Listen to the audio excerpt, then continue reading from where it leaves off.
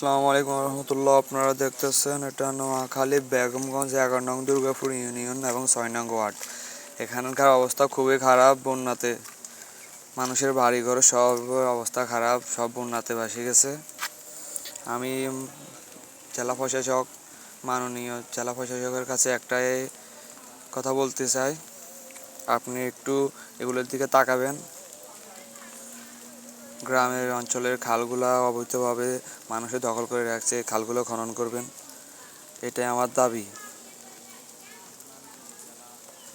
উপজেলা প্রশাসকের কাছে আমি আরও একটা বিনীত অনুরোধ, গ্রাম অঞ্চলগুলোতে আপনারা খালগুলো খনন করেন এবং খালগুলার আসে দেখে যান যে যে খালগুলো যে ওরা মানুষেরা অবৈধভাবে দখল করে রাখছে, ওটার কারণে গ্রামের পানিগুলো বাইরে দিকে যাইতে পারছে না। দেখেন রাস্তাঘাটের অবস্থা, কী অবস্থা।